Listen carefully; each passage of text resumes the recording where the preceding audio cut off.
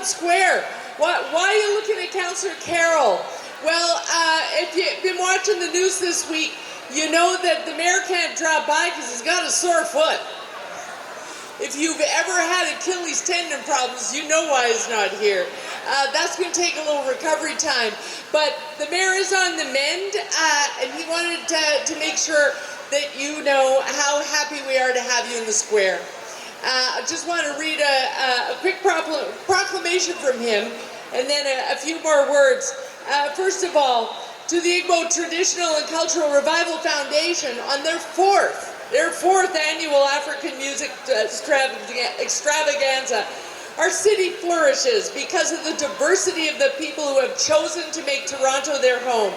Toronto's diverse communities share and celebrate their cultures and traditions with the residents of every corner of the city. That's what you're doing today.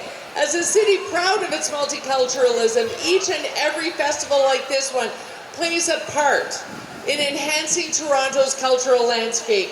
Events like ITCRF's African Musical Extravaganza play an integral role in making Toronto a vibrant and welcoming city, and we thank you very much for doing this today. It's a lot of hard work for a lot of people to put this on, and some great performances that took years of hard work to prepare. And so we're so glad that you're here. And there's lots more coming into the night as the sun goes down and it cools off a little bit. I know you're going to party all evening, but I want to take a moment. I hesitated about this. I thought, it's a musical extravaganza. Can I talk politics for a second? Well, I'll tell you something. I know I can, because where's my granddaughter? Wave, Eva. My granddaughter's down front. Just this week, we made a quick little trip to Chicago.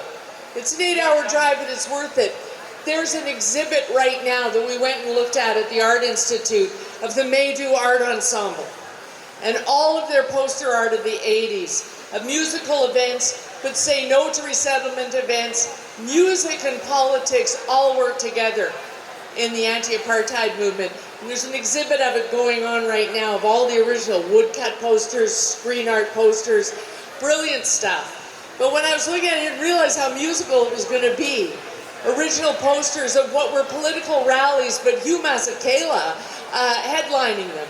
So there's a blend of music and politics every time we gather as people.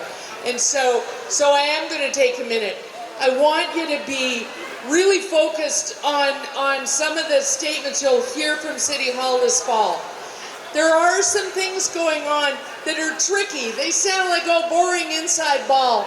But the kinds of things that are being cut right now and that the city is trying to fill the gaps on are really important healthcare pieces, particularly for young adults. What was the first thing to go in cutting pharmacare? Birth control for young women. First thing to go.